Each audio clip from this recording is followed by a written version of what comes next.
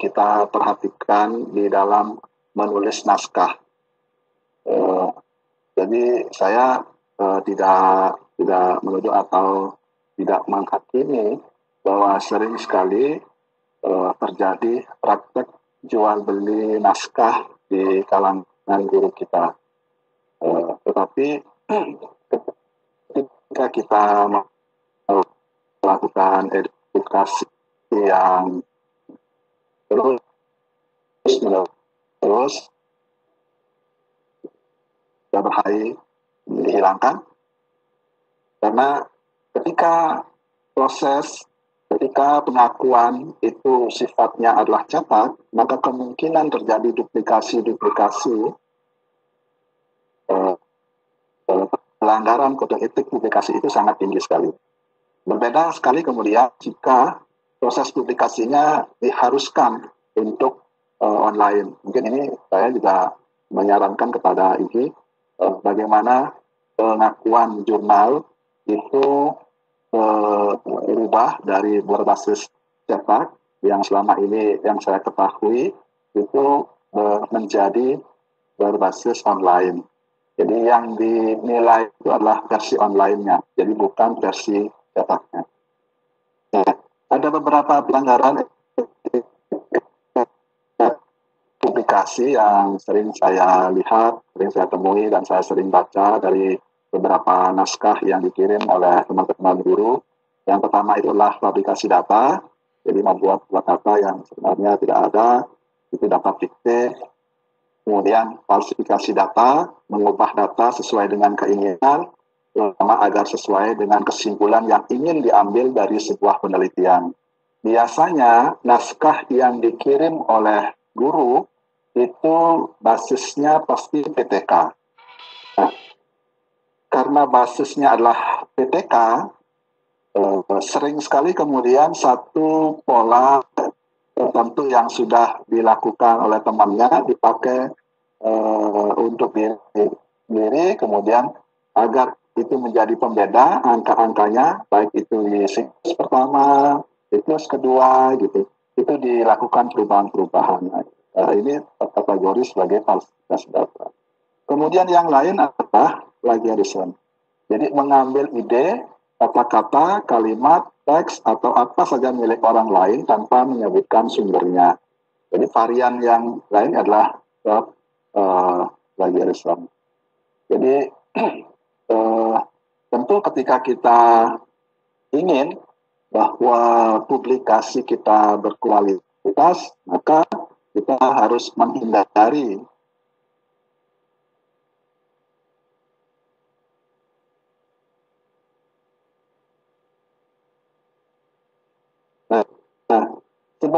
sebelum menulis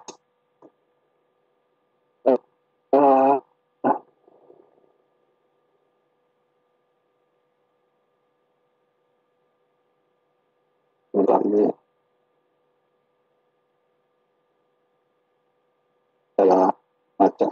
Nah, jadi sebelum menulis, apakah Anda, Bapak Ibu sekalian, punya bahan yang akan ditulis? Jadi sebuah naskah itu bisa didasarkan atas hasil penelitian, baik itu penelitian kuantitatif atau kualitatif, atau yang umum atau jamak dilakukan oleh para guru adalah penelitian tindakan kelas. Jadi kita harus punya bahannya. Kita menulis sebuah naskah itu berdasar pustaka. Ibu sekalian bandingkan atau lakukan analisis. Kemudian, apakah Bapak Ibu sekalian sudah memiliki kebiasaan membaca dan menulis? Ini juga penting sekali Bapak Ibu. Jadi kalau saya lihat para ibu guru yang dulunya sering menulis diari, itu akan lebih bagus hasil naskahnya dibanding dengan yang memang sama sekali tidak pernah tulis menulis gitu. Ini saya lihat sendiri.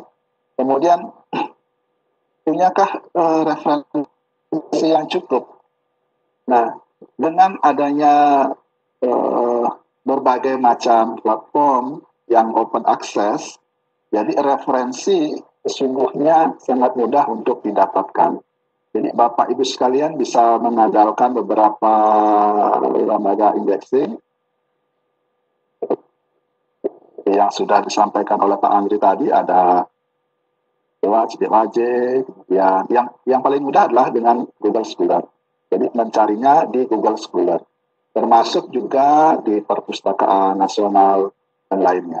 Jadi menulis sekarang referensi itu sangat mudah sekali, karena kebanyakan jurnal-jurnal, kebanyakan penerbit di Indonesia itu menggunakan platform open access. Nah, yang terakhir ini yang mungkin akan menentukan, punya waktu dan fokus untuk menulis. Jadi biasanya kalau teman-teman di guru di Bali, itu kan banyak upacara adat, baik itu keluarga maupun masyarakat, sehingga kadang-kadang waktunya sangat tersita sekali untuk itu. Sehingga ada kesulitan untuk melakukan. Jadi ini bahan punya, kebiasaan menulis ada, referensi cukup, tetapi kalau tidak memiliki waktu, ya susah juga.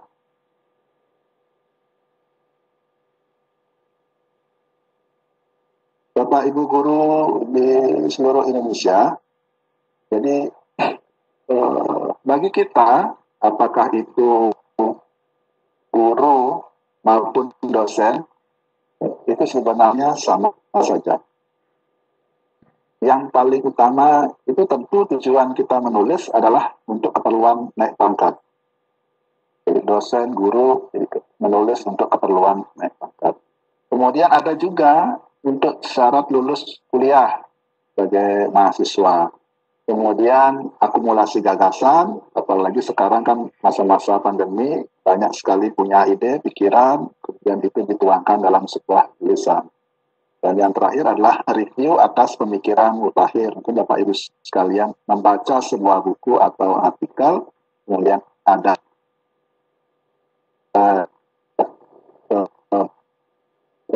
setujuan atau ketidak, Anda Bapak Ibu sekalian lakukan kontra atau dukungan melalui tulisan.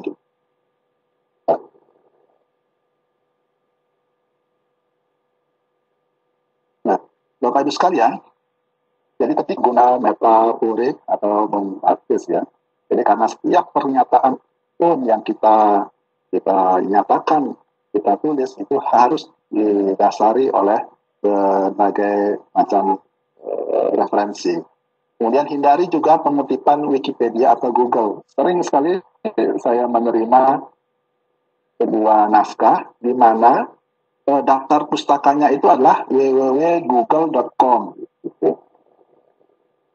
Jadi padahal Google itu adalah mesin pencari, jadi bukan referensi.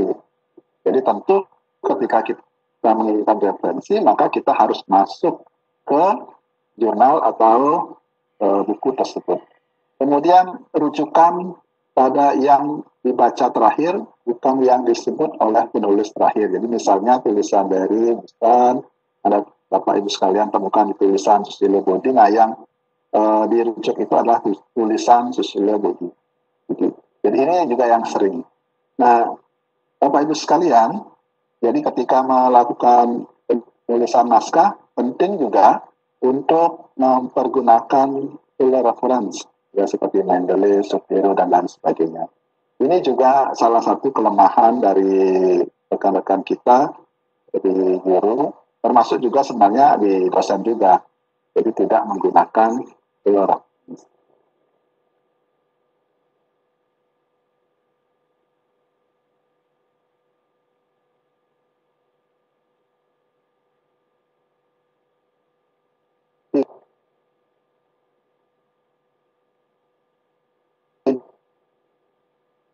Yang harus ditempuh.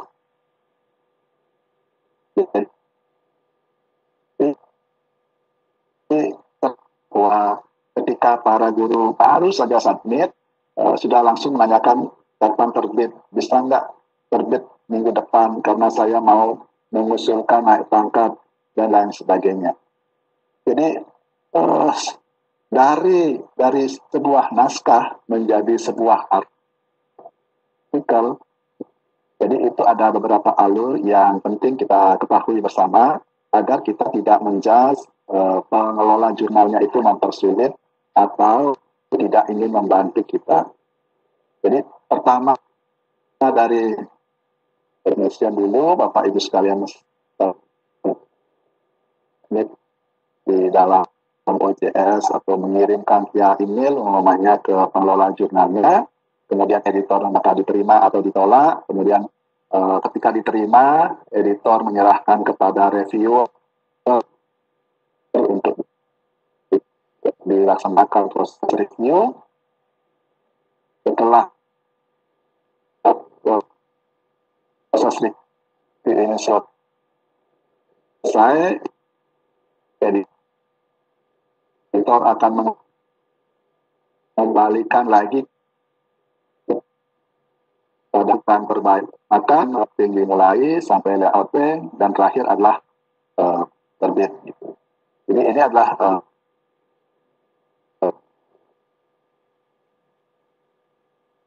proses ya, untuk kita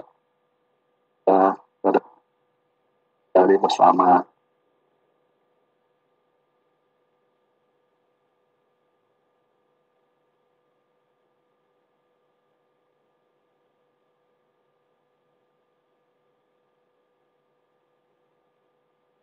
Nah, demikian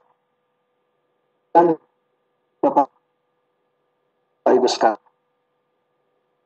yang dapat saya sampaikan pada yang belajar bersama, dan waktu saya kembalikan kepada Bapak Moderator. Terima kasih Pak Ketut. Terima kasih. Bapak Ibu sekalian, Bapak Ketut tadi sudah juga menyampaikan bahwa di teman-teman belum banyak yang mau menulis. Ibu jika mampu terkait dengan penulisan artikel, tadi Bapak Ibu bisa sampaikan. Nanti akan kami buka pertanyaan begitu Bapak Ibu ya. Silakan Bapak Ibu jika ingin bertanya bisa lewat langsung lewat suara. Bapak Ibu silakan acungkan tangannya. Dan jika Bapak Ibu punya pertanyaan lain, Bapak Ibu juga bisa kirim pertanyaan ke link yang sudah saya sampaikan di chat ya. Silakan Bapak Ibu kirim di sana juga. Akan saya bacakan sambil menunggu Bapak Ibu yang bertanya secara langsung. Hostnya siapa? Teh Umi ya, Teh Umi. Hadir. Ayo, siapa yang mau bertanya duluan? Bu El ya. Ini ada Bu El udah nanya ya. Oke ya, silakan. Silakan Bu El. Ya, terima kasih Teteh. Sama-sama. Assalamualaikum warahmatullahi wabarakatuh. Ya, baik. Ya, saya ingin bertanya. Kebetulan saat ini saya juga sedang menulis artikel. Ya, halo. Ya, silakan terus. Terusin. Di sini ada beberapa pertanyaan. Yang pertama, apakah jika guru itu harus menggunakan desain penelitian PTK?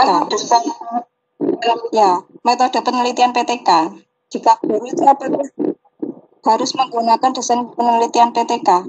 Karena yang saya tahu PTK itu sedang dibuat. Suara Ibu putus-putus, mohon bisa diulangi. Ya, saya ulang. Di sini saya ada beberapa pertanyaan. Yang pertama, apakah guru harus menggunakan desain penelitian PTK? Padahal yang saya tahu, PTK itu sedang diganti lagi. Dan yang saat ini ada mahasiswa S1, S2 maupun S3 itu tidak diperbolehkan menggunakan desain penelitian PTK. Mungkin itu masih boleh menggunakan PTK. Tidak boleh. Itu yang saya tahu. Itu pertanyaan saya yang pertama. Oke. Yang kedua, Satu dulu Ibu ya. Ibu satu dulu Ibu ya. nah ini yang penting Pak. Ini yang sangat penting. Kita bisa langsung praktik. Ya, tapi membuat karena dalam pembuatan artikel itu sangat perlu dipelajari tentang pengutipan dari Mendeley dan lain sebagainya. Terus juga untuk paraphrase-nya itu itu Pak.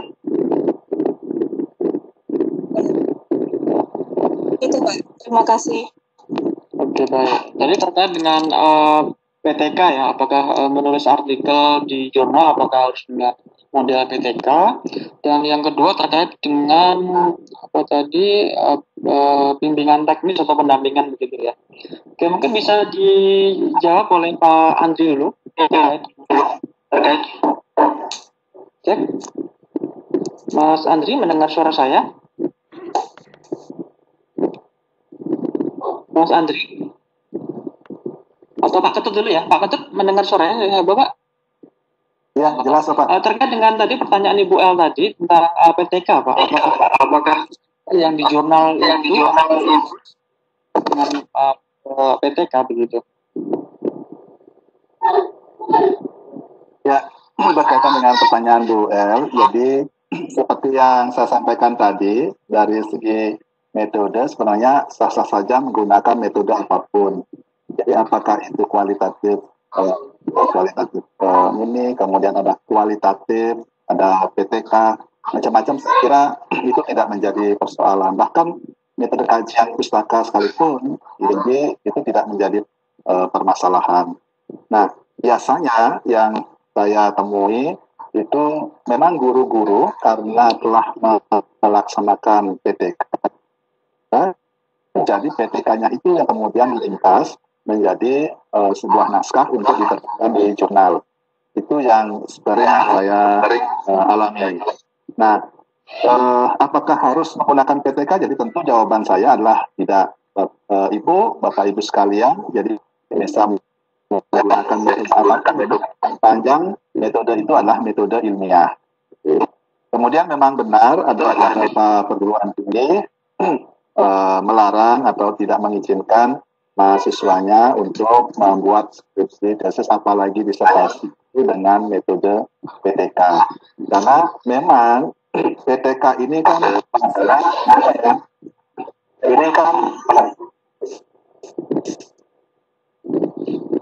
ya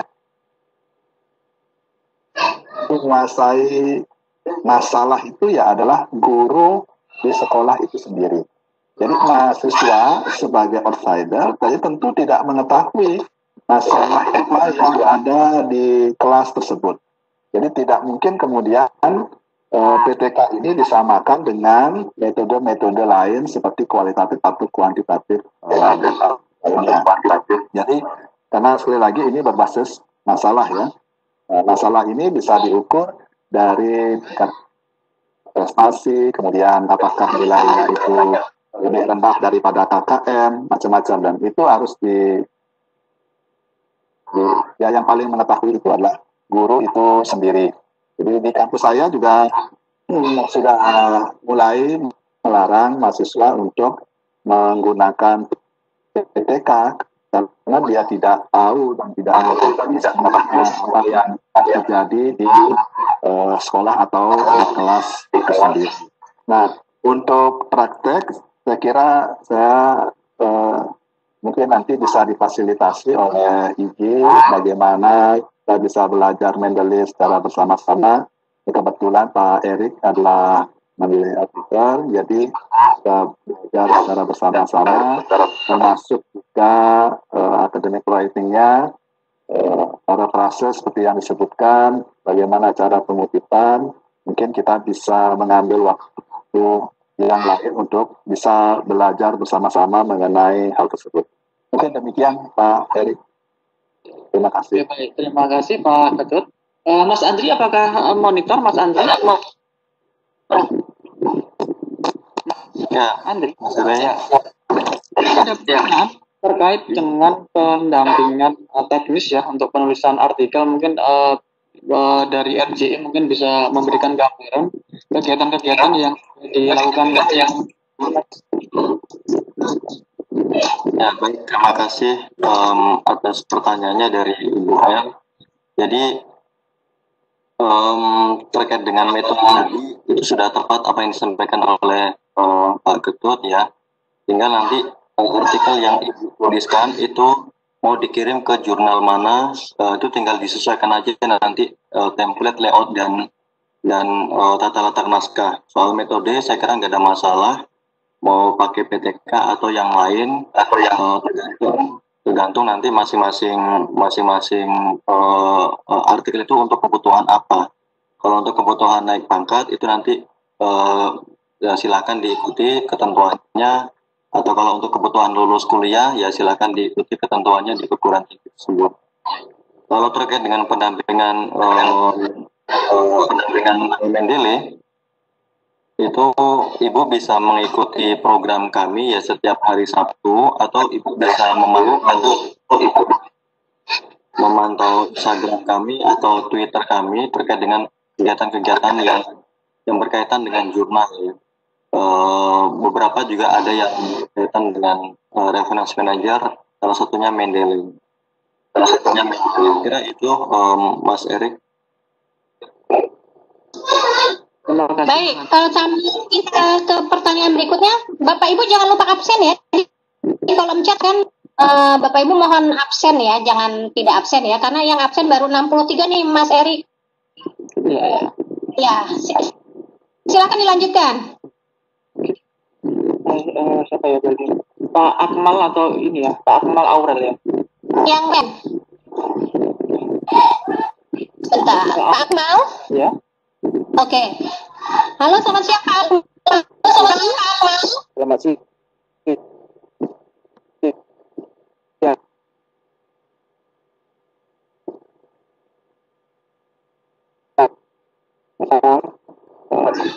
Ya, silakan Pak. Saya ingin membuat PTS penelitian tindakan kelas. Bagaimana caranya?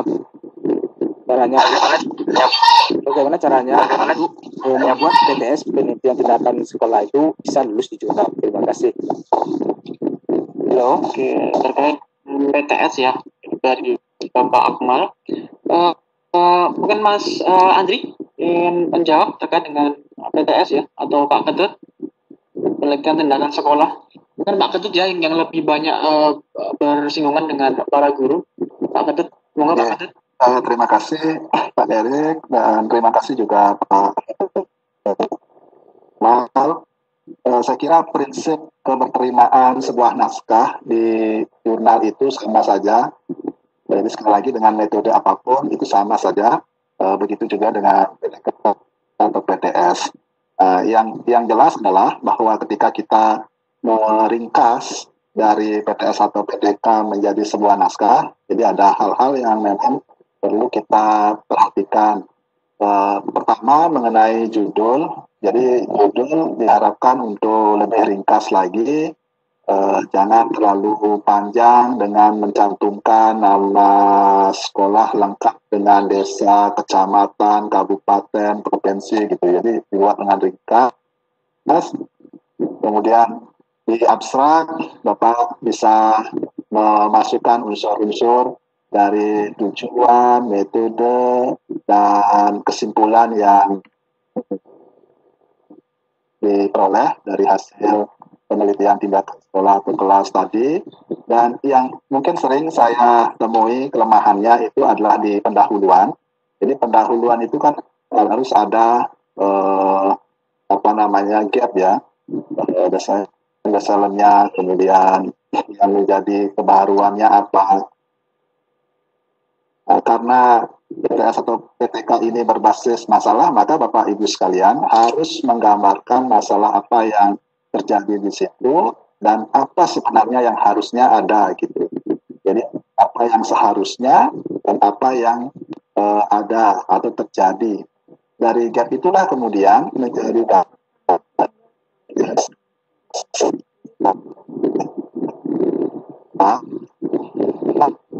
di metode Bapak Ibu bisa membuat dengan lebih ringkas dan tidak lagi ada pemutipan di metode. Jadi saya sering membaca naskah-naskah dari teman-teman guru itu, masuk saja kemudian di metodenya ada definisi-definisi ya. Menurut Sugiono, metode penelitian adalah AAA gitu. Jadi tentu tidak membutuhkan pengertian atau kutipan-kutipan definisi lagi di metode. Jadi langsung fokus apa yang dilakukan, siklus pertama apa, siklus kedua bagaimana, kemudian kesimpulannya bagaimana, apakah ada refleksi dari situ. Nah, kemudian baru masuk ke hasil dan pembahasan. Jadi hasil pembahasan, hasilnya kita paparkan dulu dari mungkin apa yang kita lakukan, evaluasi yang kita lakukan, sejauh mana kemudian ada peningkatannya, baik itu dari siklus 1, siklus 2, siklus 3, atau selanjutnya. Nah, setelah itu kemudian kita baru melakukan pembahasan. Pembahasan inilah kita membutuhkan referensi yang cukup dan relevan terhadap hasil penelitian kita tadi. Kemudian ada kesimpulan, jadi tentu kita tidak membahas lagi di kesimpulan, jadi tidak ada pengutipan lagi di kesimpulan, fokus pada apa yang menjadi hasil dari penelitian kita, dan terakhir adalah di daftar pustaka. Jadi sering juga saya ketemui bahwa antara kutipan di batang isi naskahnya itu berbeda dengan di daftar pustakanya. Jadi mungkin saja terjadi semacam pemotongan asal-asalan gitu. Ya, karena di PTS atau PTK-nya itu daftar pustakanya banyak, referensinya banyak, jadi untuk mempersingkat ya tinggal dipotong-potong saja atau hilangkan saja. Dan itu kemudian tidak nyambung dengan pengutipan yang ada di isinya. Jadi penting juga Bapak Ibu sekalian, jika memang tidak bisa menggunakan Mendeley, jadi bisa menggunakan fasilitas yang ada di Word. Jadi Word itu ada reference ya. Jadi Bapak Ibu sekalian tinggal menggunakan itu saja secara offline. Saya kira sudah cukup untuk memastikan bahwa apa yang kita kutip itu kemudian tersaji juga di daftar pustaka. Saya yakin dengan demikian maka di semua jurnal pasti diterima. Yang penting bahwa semua dilakukan secara ilmiah. Saya kira itu Pak Erik. Terima kasih. Terima kasih Pak Gatot. Selanjutnya Pak Andri ingin menambahkan mungkin terkait dengan pertanyaan Ibu Akmal. Udah cukup Mas, saya kira. Oke, berikutnya Bu Wahyu. Sekarang Wahyu. Baik, silakan Bu Wahyu. Halo, Bu Wahyu. Halo. Sepertinya audionya masih bermasalah. Pak Bimasri. Silakan Pak Bimasri. Halo, Bapak. Halo, Bapak. Suaranya putus-putus. Halo. Nanti saya panggil lagi ya, Pak. Saya pindah dulu ya ke Ibu Wasfa. Silakan. Halo, Bu. Halo. Kenapa audionya pada nggak ini ya?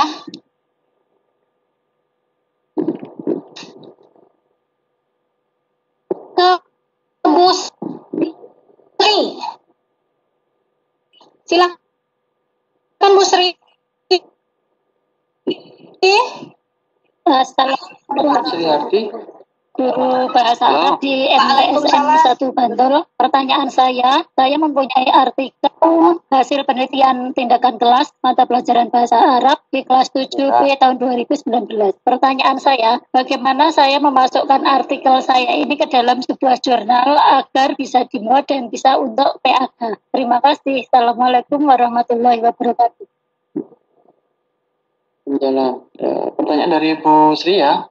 Beliau sudah mempunyai naskah tapi ingin mengirim ke sebuah jurnal, prosesnya seperti apa dan seterusnya begitu ya.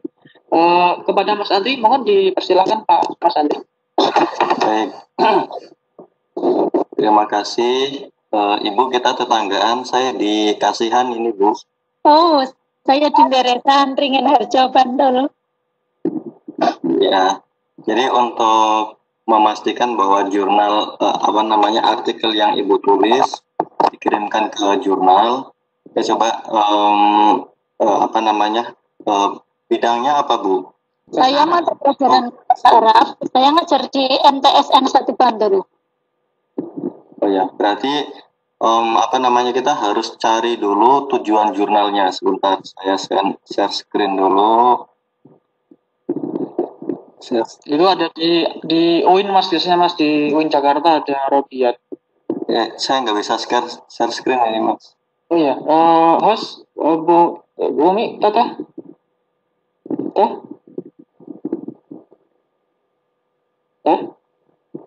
Umi. Sebentar, siapa yang mau presentasi, Pak Andri ya? Ya, Pak Andri. Oh ya, bentar. Silakan. Baik.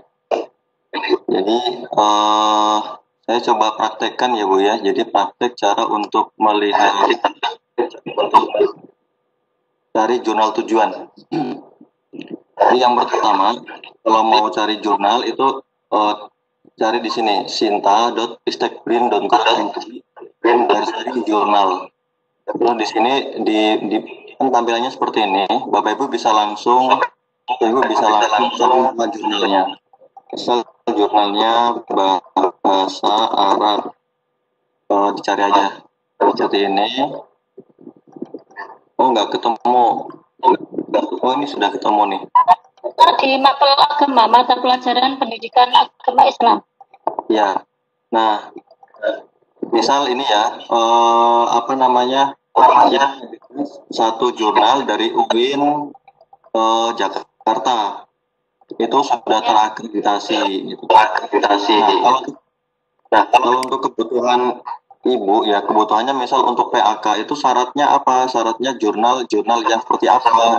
Nanti dilihat lagi ya Bu ya. Jadi misal jurnalnya terakreditasi kementerian. Nah, Ibu nyarinya di Sintaristek ini. Nah, ini sudah ketemu ada banyak jurnal yang bidangnya bahasa Arab. Misal sekarang saya coba masuk ke jurnal bahasa Arab yang di Setain Curug ya, Setain Curug.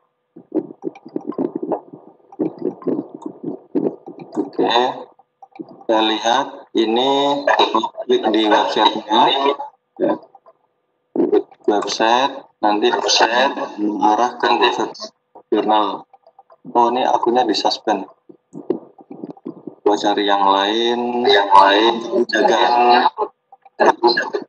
ya. UIN Jogja.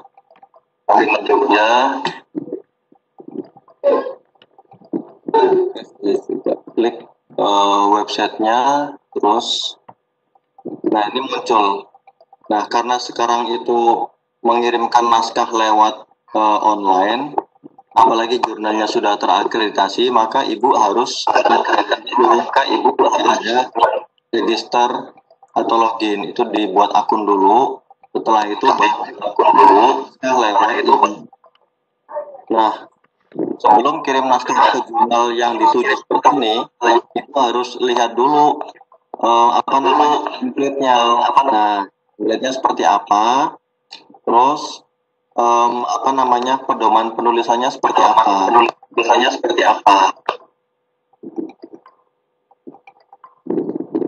Nah, jadi template-nya seperti ini diikuti, terus pedoman penulisannya seperti apa diikuti. Setelah itu kalau sudah sesuai, baru Ibu nanti kirimkan naskahnya ke jurnal ini.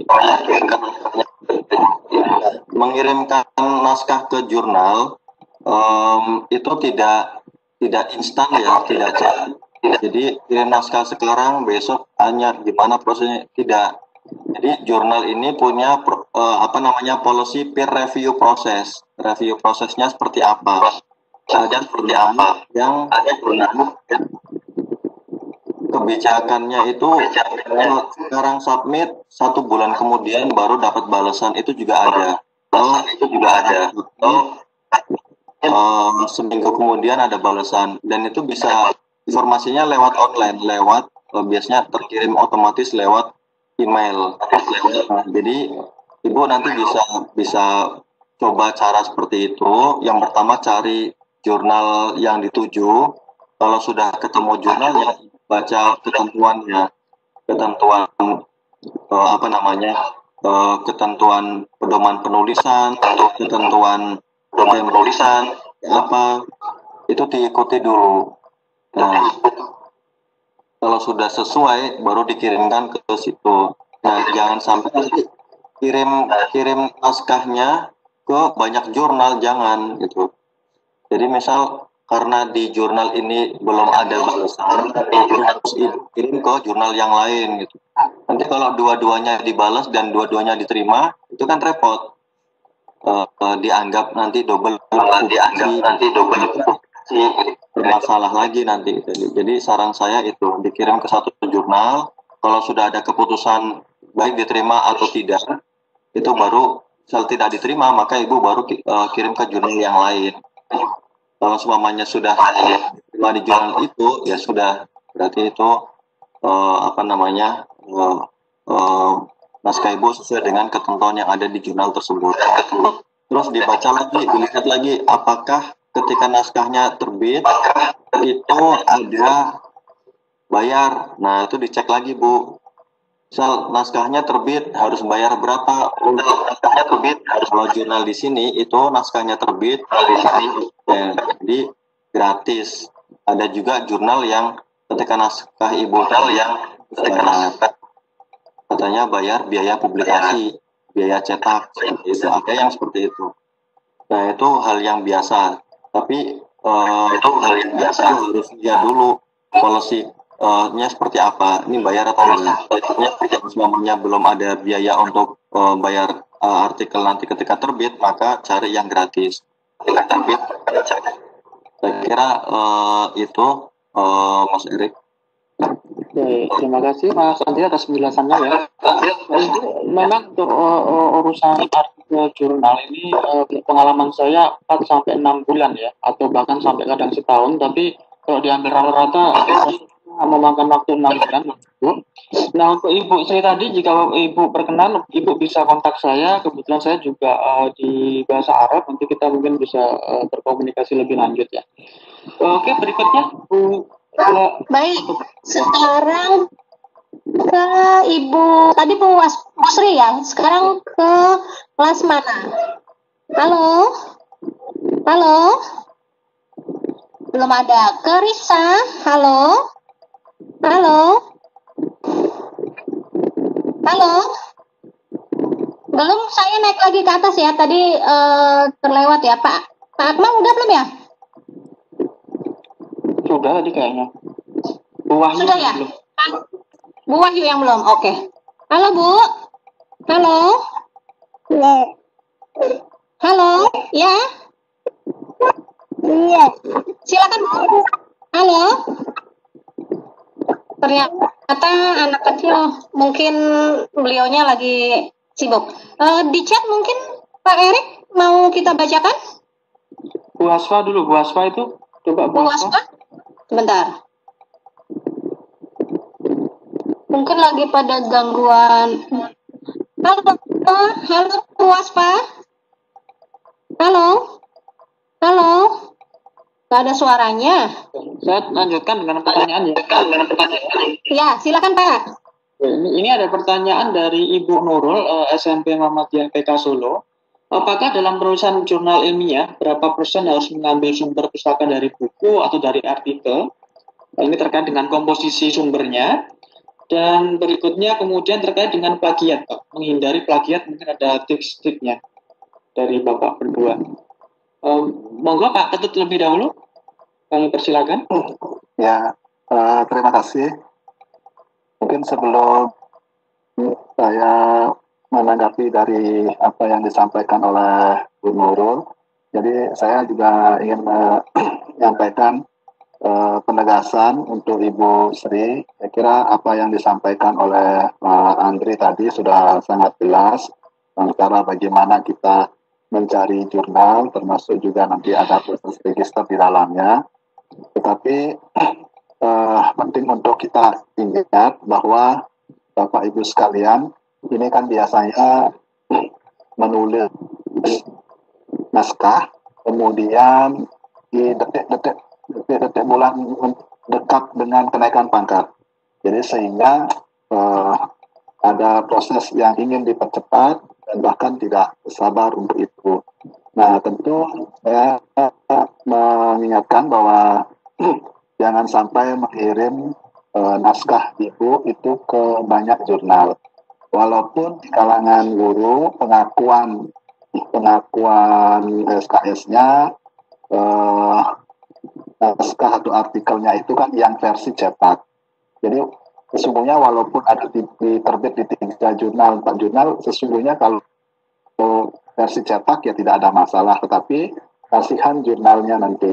Jadi jurnalnya tentu menjadi tidak baik dan termasuk juga memungkinkan ada proses sanksi yang diberikan kepada jurnal itu sendiri.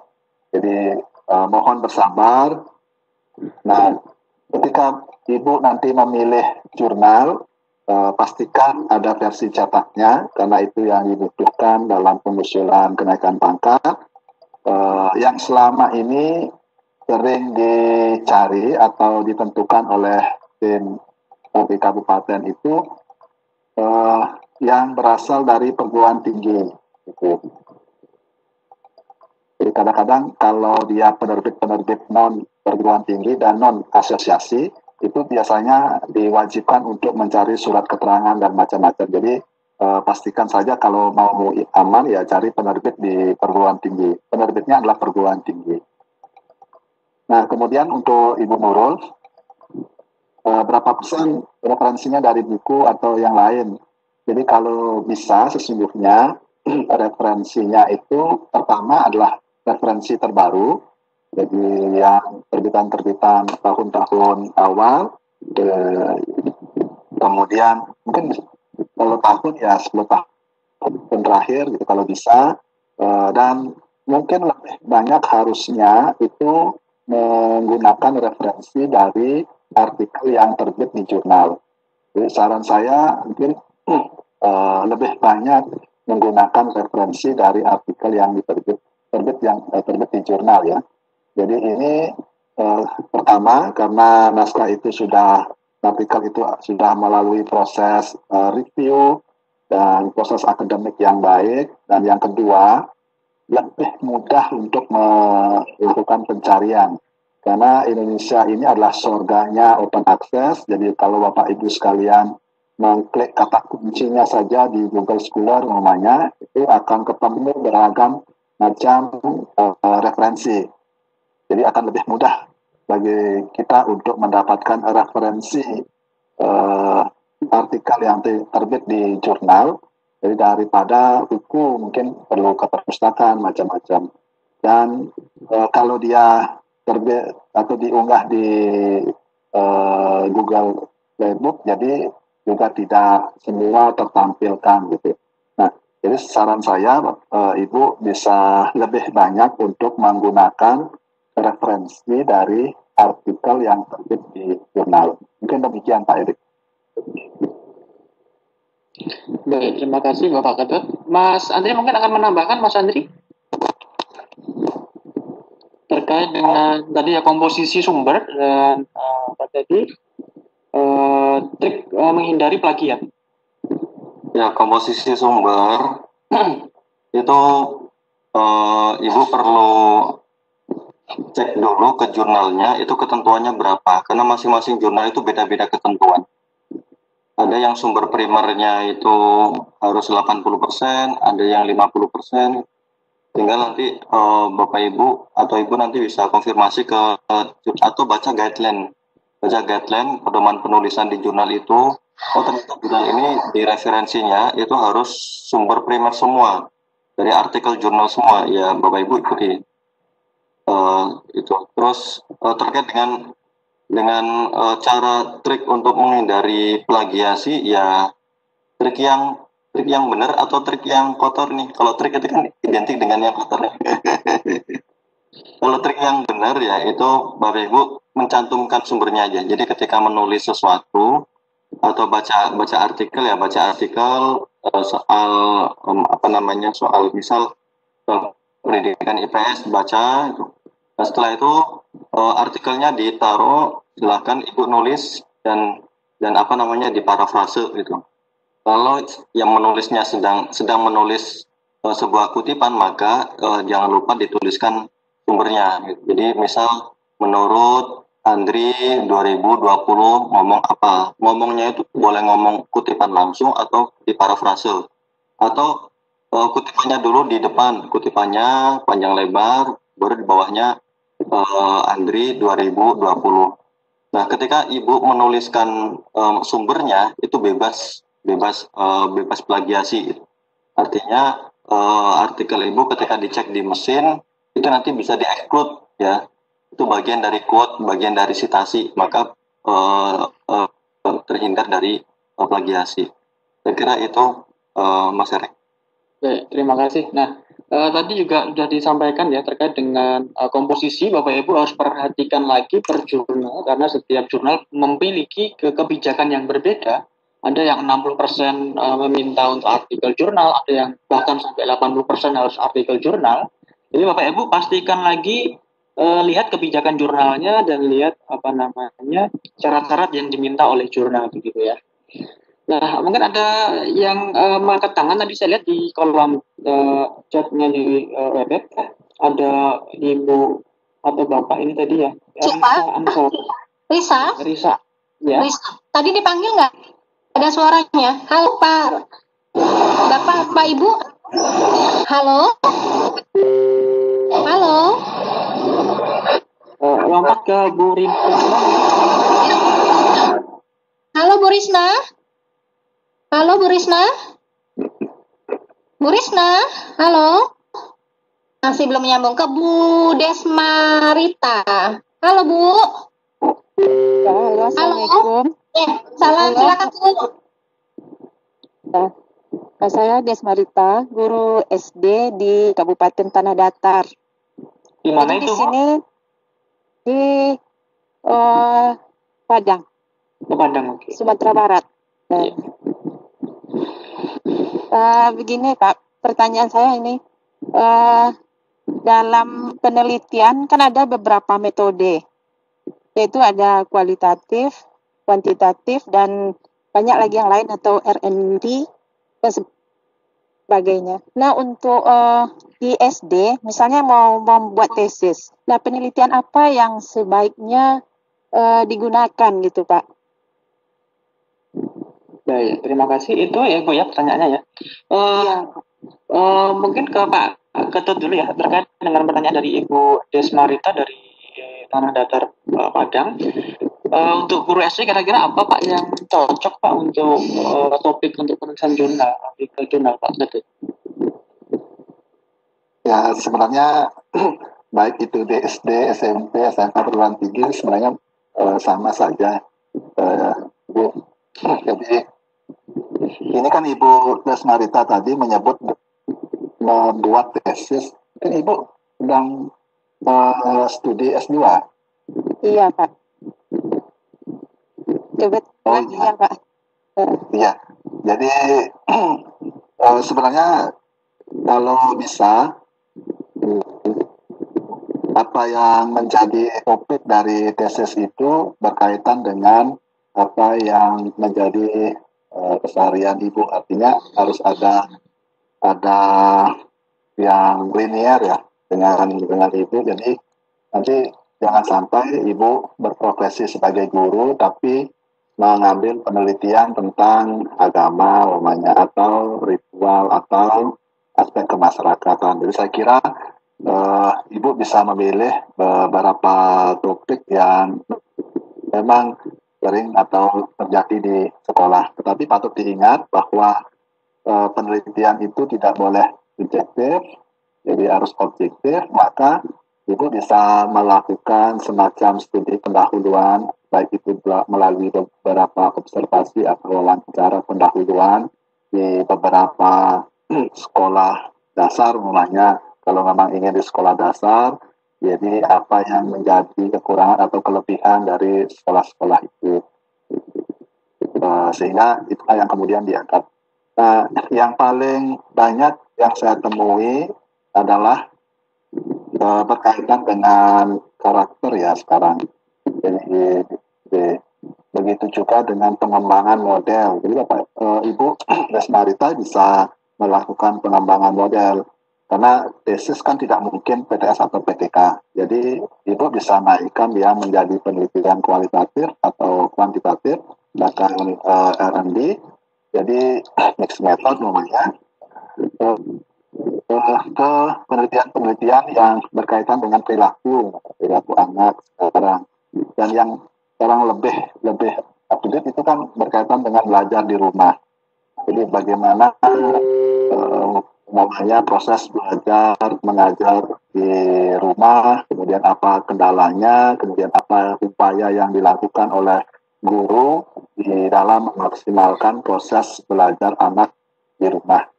Saya kira mungkin tema atau topik penelitiannya akan sangat variatif dan sekarang update untuk dibicarakan. Mungkin demikian Ibu, terima kasih. Oke, baik. Terima kasih Pak.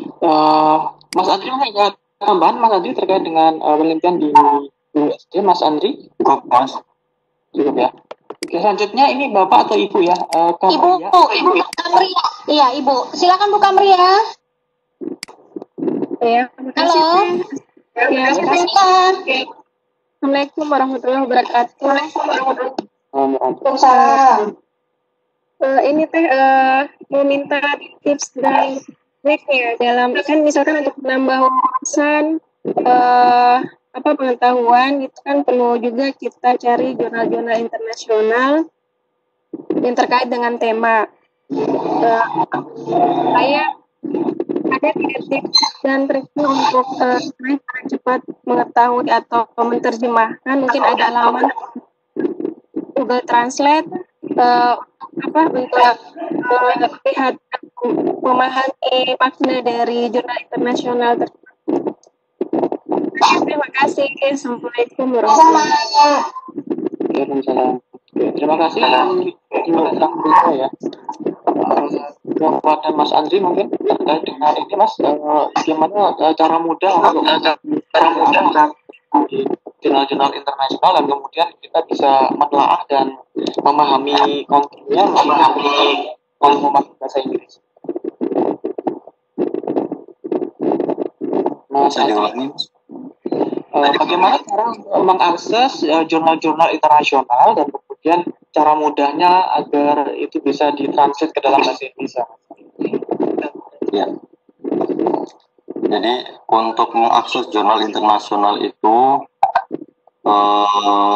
yang tadi saya sampaikan sebenarnya banyak cara ya. Banyak cara itu. Kalau jurnal internasional itu juga ada banyak database gitu. Sayangnya memang database yang besar-besar itu rata-rata berbayar semua. Nah, yang gratisan ada, jadi bantu share screen. Nah, yang gratisan ini bisa bisa lewat DOAJ, itu juga gratis. Tinggal Ibu nanti DOAJ.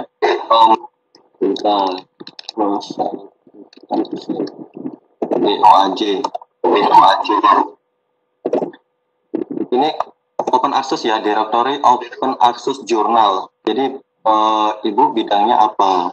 Misal bidangnya pendidikan. Nah, dicari jurnal apa artikel. Nah, ini bisa dicentang dua-duanya. Kalau jurnal artikel berarti artikel aja cari. Nah, kalau yang kita cari adalah jurnal-jurnal atau artikel-artikel yang internasional, maka Ibu perlu menuliskan keywordnya menggunakan bahasa Inggris ya. Misal education apa.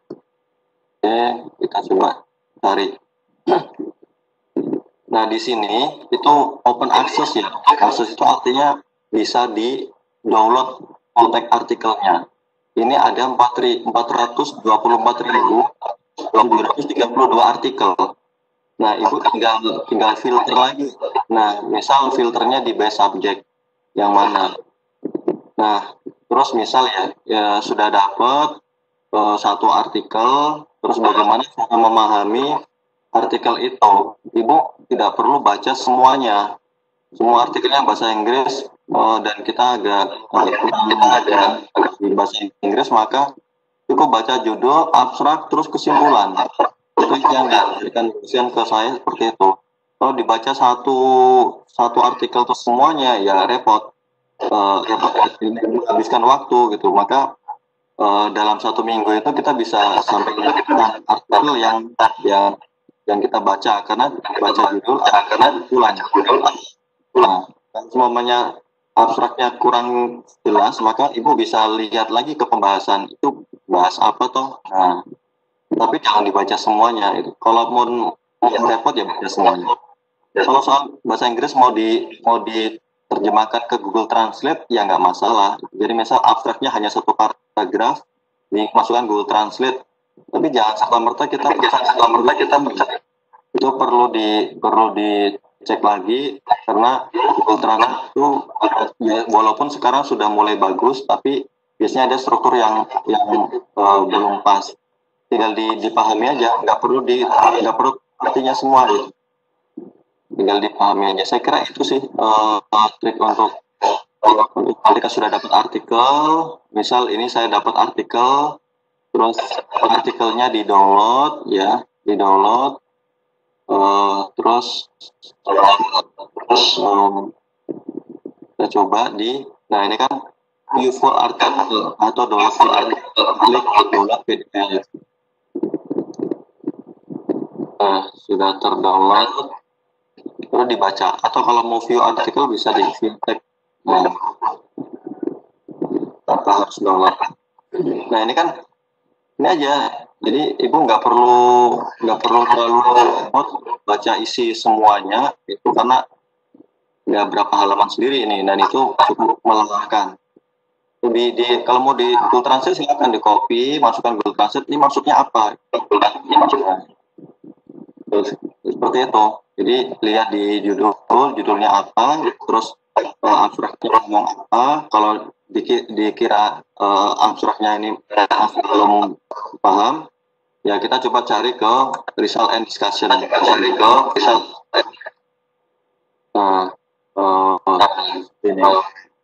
memang harus telaten sih. Menulis artikel itu walaupun cuma 10 atau 15 halaman, itu butuh tenaga dan butuh waktu, sehingga kita harus fokus ke sana. Itu Mas Erik. Terima kasih Mas Andri. Moga Pak Ketut juga ingin menambahkan terkait dengan tadi ya artikel di jurnal internasional. Cukup Pak, saya rasa cukup. Karena tidak ada yang ingin bertanya lagi, saya bacakan pertanyaan yang ada di chat ya. Ini ada yang bertanya, apakah kendala yang dialami pada saat pembelajaran jarak jauh bisa dijadikan artikel? Maksudnya mungkin pembelajaran jarak jauh yang saat ini dan ya di masa pandemi ini, apakah bisa jadi topik penelitian begitu Bapak, atau topik untuk ditulis dalam artikel? Apakah bisa? Ketut, monggo Pak Ketut. Ya, semuanya bisa Pak. Jadi, semua hal yang kita temui, kita rasakan dalam setiap keseharian kita, baik itu sebagai seorang guru maupun sebagai orang tua di rumah, jadi itu kita bisa jadikan sebagai topik naskah yang akan kita tulis. Tetapi memang patut diingat bahwa karena ini adalah akan diterbitkan di jurnal, maka kita harus tetap memperhatikan prinsip-prinsip ilmiahnya. Jadi itu saja. Saya kira kalau dia sifatnya up-to-date, seperti saat ini umpamanya yang sedang kita lakukan pembelajaran daring, saya kira sangat baik dan menarik sekali untuk dilakukan telah. Jadi siapa tahu itu bisa menjadi semacam referensi pengambil kebijakan nanti.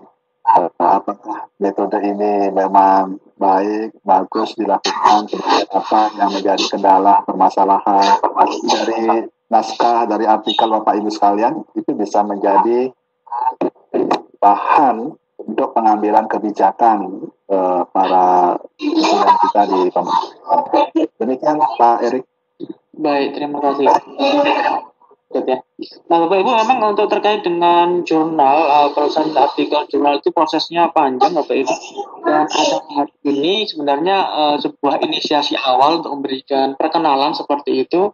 Dan nanti harapannya dari teman-teman dan teman-teman dari RJI yang mengadakan ada tindak lanjut dari kegiatan ini. Nanti akan kami tunggu. Nah, nanti ada Bapak Tato ya, Bapak Tato Dwi Hertanto. Teh minta tolong dinyalakan, Teh. Baik, bentar. Halo, Pak Tato. Halo. Ya, silakan, Bapak. Silakan. Halo, Bapak. Masih Halo. iya, silakan, Pak. Halo. Iya, Kedengaran? Iya. Ya. Saya mau tanya, untuk membuat jurnal itu, apakah dibutuhkan berbagai apa? Harus banyak itu, maksudnya jurnal itu harus berlembar-lembar atau gimana? Artikel maksudnya Bapak ya? Nah, ya? artikel, ya. Oke, mungkin ke Mas Andri ya. Syarat untuk sebuah artikel, Mas, apakah ada batasan jumlah halaman untuk kata? Untuk batasan artikel itu nggak ada, Pak. Jadi apa namanya, Bapak misal ingin menulis artikel apa itu bidang ilmu sesuai dengan bidang ilmu Bapak, terus mau dikirimkan ke jurnal, Bapak lihat pedoman penulisan jurnal itu minimal berapa halaman. Tapi biasanya jurnal itu ada ketentuan halaman, ada ketentuan jumlah kata. Jumlah katanya itu maksimal atau antara 6.000 sampai 8.000 kata, itu ada di masing-masing jurnal, itu diatur. Tapi kalau semuanya Bapak mau menulis artikel dan tidak diterbitkan di jurnal, ya itu silakan, itu nggak ada batasan. Kalau mau diterbitkan ke jurnal tertentu, maka Bapak lihat ketentuannya di sana. Misal di jurnal UNY itu ada jurnal yang mensyaratkan artikel minimal 8.000 kata. Sebenarnya seperti itu. Ada juga yang maksimal itu 20 halaman, minimal 15 halaman. Itu ada juga yang seperti itu. Tergantung masing-masing jurnalnya. Saya kira itu, Pak Erik. Oke, Pak Gatot mungkin bisa.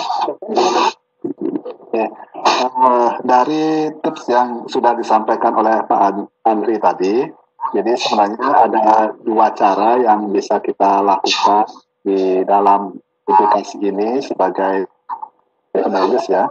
Jadi yang pertama, Bapak Ibu menulis naskahnya dulu, kemudian baru mencari jurnalnya. Jadi otomatis bahwa ketika kita sudah punya tulisan, ya mencari jurnal yang bisa menerima atau sesuai dengan tema naskah yang kita sudah tulis. Itu tadi juga sudah disampaikan caranya oleh Pak Andri.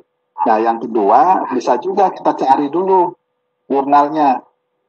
Setelah ketemu, pelajari, bisa guideline-nya, bagaimana ketentuan-ketentuannya, apa saja skop dan fokus yang diterima nanti di jurnal itu. Setelah itu baru kita sesuaikan, jadi baru kita tulis. Itu bisa saja dilakukan. Kalau masalah jumlah halaman ya itu tadi seperti yang disampaikan oleh Pak Andri.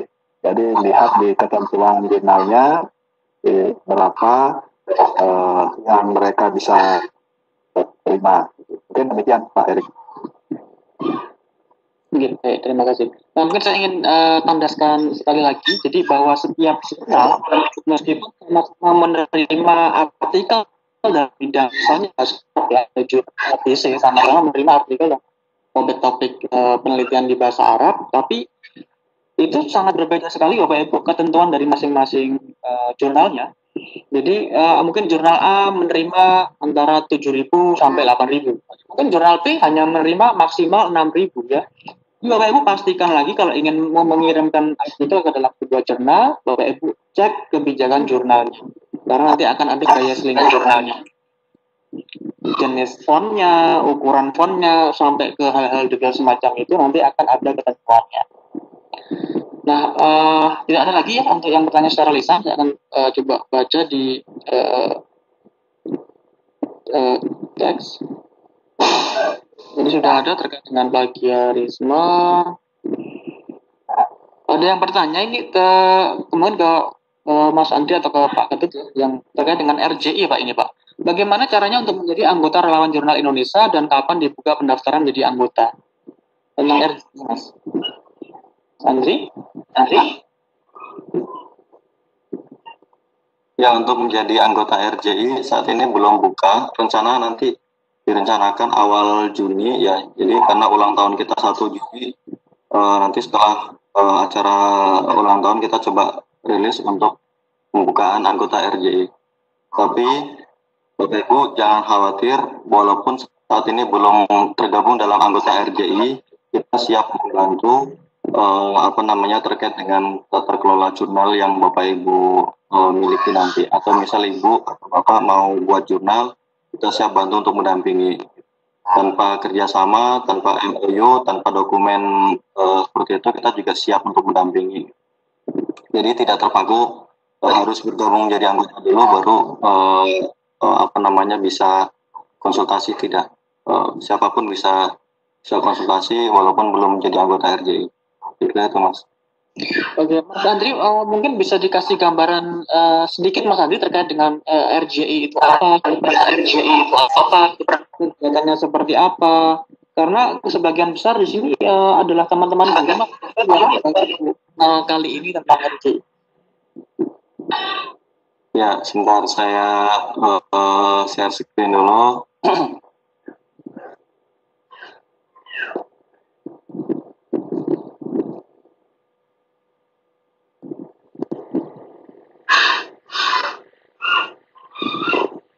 Ya, jadi RJI itu sebuah perkumpulan ya,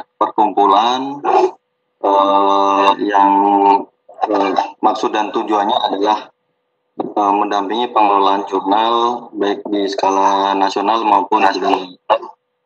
Nah, ini orang-orang RJI saat ini sudah ada 243 tutor ini, dan mereka yang mendampingi ini belum termasuk pengurus-pengurus di daerah. Nah, Relawan Jurnal Indonesia ini sudah ada di 33 provinsi ya, pengurusnya. Ibu jika menghendaki untuk didampingi terkait dengan bagaimana cara menggunakan Mandiri atau terkait dengan pengelolaan jurnal yang Bapak Ibu kelola, bisa kontak kita. Terus yang belum ada pengurusnya itu di Papua, itu belum ada pengurusnya. Terus ini ada 2 person ambasador cross-wave. Terus ada 12 orang editor dan AE editor di DOAJ. Sementara sekarang kita masih mendata ada puluhan teman-teman RJI yang tergabung dalam Mendeley Advisor. Mendeley Advisor ini mereka yang percaya oleh Mendeley menjadi macam pengajarnya Mendeley lah untuk promosi produk-produk Mendeley. Nah, Relawan Jurnal itu fokusnya di hal berikut. Yang pertama, mendampingi jurnal, pendidikan non formal atau informal kira-kira ya.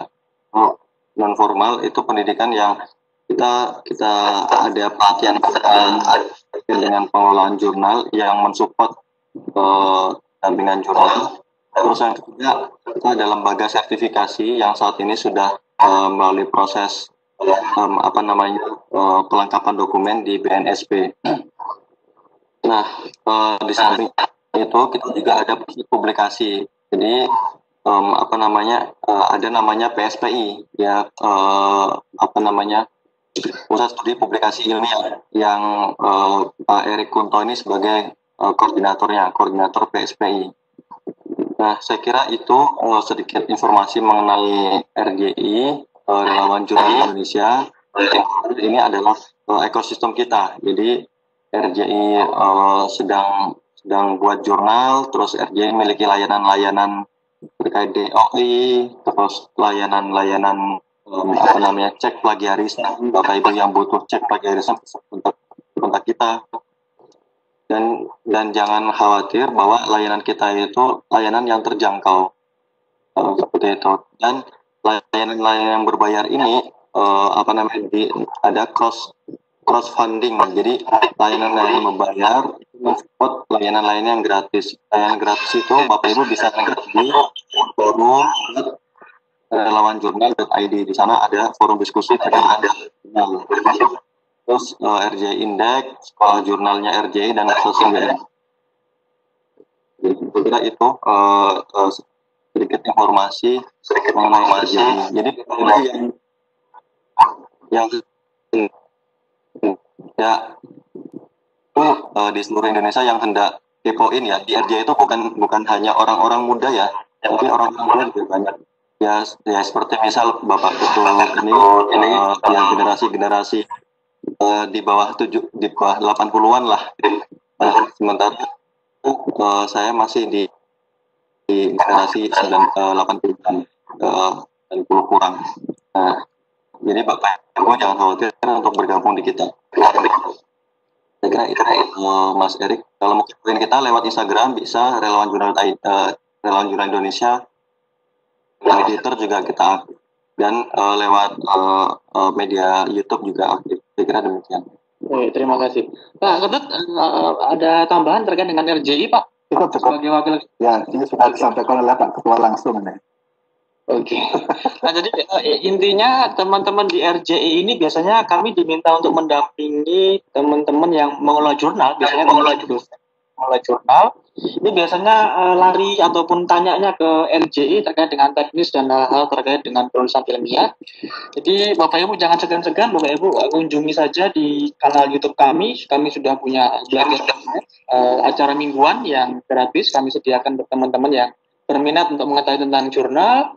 Kami juga punya forum jurnal ilmiah, ada forum juga kalau Bapak Ibu ingin melihat bagaimana atau dapurnya jurnal, Bapak Ibu bisa menuju ke sana. Dan mungkin nanti akan diagendakan yang lebih teknis lagi terkait dengan penulisan jurnal. Harapannya nanti akan kita tunggu dari teman-teman IG untuk berkolaborasi dengan RJI. Nah, saya kira kita sudah berada di ujung ini. Saya meminta untuk 1 menit dari Pak Andri dan juga 1 menit dari Pak Ketut untuk memberikan benang dari hasil paparan Bapak ataupun juga dari hasil diskusi kita hari ini. Silakan, Bapak. Pak Andri, silakan. Di sini sedang azan, Mas. Ini nggak dengar. Oke. Bisa diberikan. Oke, Pak Ketut aja, Pak Ketut mungkin bisa diberikan benang merah, Pak Ketut. Ya, terima kasih Pak Erik, Bapak Ibu sekalian di seluruh Indonesia. Jadi semoga apa yang kita bicarakan ini bisa bermanfaat dan Bapak Ibu sekalian. Jadi jangan putus asa, kemudian harus tetap bersemangat bahwa sesungguhnya publikasi itu adalah hak tidak hanya dosen saja, tapi juga guru dan masyarakat akademik lainnya. Nah, berbicara masalah naskah, dan artikel dan jurnal, jadi kita harusnya atau kita sesungguhnya tetap saja berpedoman pada aspek-aspek ilmiah. Jadi sepanjang Bapak Ibu sekalian menulis naskah ilmiah dan itu dikerjakan sendiri tanpa ada proses publikasi, plagiasi, saya yakin bahwa naskah Bapak Ibu sekalian itu pasti akan diterbitkan di jurnal tertuju. Walaupun sesungguhnya kemudian ada proses yang harus Bapak Ibu sekalian lalui. Nah, yang penting yang ingin saya sampaikan adalah bahwa ketika Bapak Ibu sekalian telah menulis naskah, kemudian mencari jurnal yang sesuai dengan naskah Bapak Ibu, kemudian melakukan proses register di website jurnal dimaksud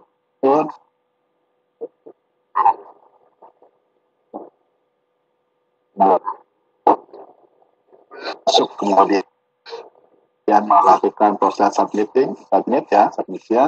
Jadi sekalian itu belum jika Bapak Ibu sekalian harus tetap memperhatikan membuka websitenya, login ke websitenya, kemudian membuka juga emailnya. Jadi pastikan menggunakan email aktif yang mungkin kalau saran saya itu ditautkan ke handphone Bapak Ibu sekalian. Dan ini silakan kalau baik itu phone 1 dan lain. Jadi tetap bersabar dan pastikan naskah Bapak Ibu kirim hanya pada satu jurnal, jangan banyak jurnal secara tidak melanggar itu. Mudah-mudahan nanti di lain waktu dan kesempatan kita bisa bertemu untuk belajar secara teknis ya. Kalau ini kan bersifat umum ya. Tetapi nanti kita bisa bertemu, mungkin dari IG dan RDI bisa memfasilitasi. Kita akan belajar secara teknis ya. Secara teknis yang disampaikan tadi oleh Bu L, jadi bagaimana praktek-praktek, bagaimana pengutipan, ya, apakah itu menggunakan Mendeley, jadi semua itu kita bisa pelajari. Nah, memang kelemahan dari teman-teman guru ini adalah merasa tua. Jadi kalau saya belum merasa tua, dan saya yakin Bapak Ibu sekalian itu jangan juga merasa tua. Tua dalam hal ini adalah tua tidak lancar. Ya, kita mungkin sudah menggunakan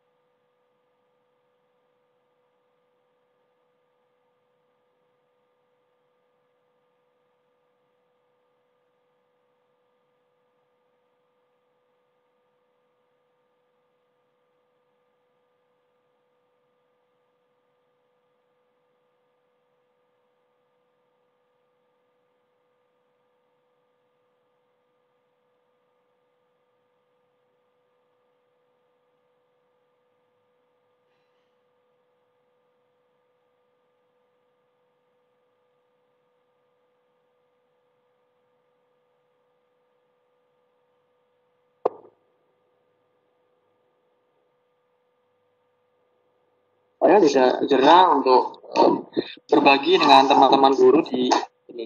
Nah, sedikit informasi Bapak Ibu nanti terkait dengan materi presentasi nanti akan bagikan melalui teman-teman di IG ya. Nanti nggak perlu teman-teman di IG untuk membahas terkait dengan materi dua narasumber kali ini. Nah, Bapak Ibu mohon maaf juga apabila mana pertanyaan dari Bapak Ibu belum sempat kami sampaikan. Nanti mungkin kita bisa bahas pada kesempatan yang berikutnya. Saya kira itu Bapak Ibu, kita sudah lewat di pukul 15.04. Selamat beraktivitas, selamat sore, jangan undur diri, Ari Kunto Aribowo dan Mas Ari dan Pak Ketut Relawan Jurnal Indonesia. Terima kasih untuk teman-teman IG yang sudah memfasilitasi kegiatan ini. Assalamualaikum warahmatullahi wabarakatuh. Waalaikumsalam warahmatullahi wabarakatuh. Andri, Pak Ketut ternyata ada Pak Hairudin. Sebentar saya coba naikkan ke atas, beliau baru selesai sepertinya. Sebentar. Mohon izin sebentar ya, Bapak Ibu ya. Pak Hairudin baru bergabung sebentar. Mana ya? Oh ini dia. Ya, Pak Hairudin silakan. Oh maaf saya sebenarnya kali nggak juga, saya udah 30 menit. Oh nggak lihat ya. Maaf. Maaf nggak lihat. Silakan Pak Hairudin. Udah gosong tadi cerita tapi keren. Makasih banget Pak Erik, Pak Andri, Pak dan teman-teman semua yang bertugas, terima kasih banyak. Saya masih dalam perjalanan pulang. Maaf, saya tidak terlalu fokus karena lagi nyetir. Terima kasih banyak semuanya, keren. Terima kasih. Terima kasih. Ya. Baik, terima kasih Pak Herudin, terima kasih Pak Andri, terima kasih Pak Ketut atas materinya, terima kasih Pak Erik sebagai moderator, terima kasih Bapak Ibu semua yang telah hadir. Tadi tercatat 173 yang hadir. Saya tutup, saya Komite Rostari dari Kota Bogor mohon undur pamit. Apabila ada kesalahan, saya mohon maaf. Kita ketemu lagi di kegiatan mendatang. Assalamualaikum warahmatullahi wabarakatuh. Baik, terima kasih Bapak Ibu semua ya. Saya undur pamit dulu ya.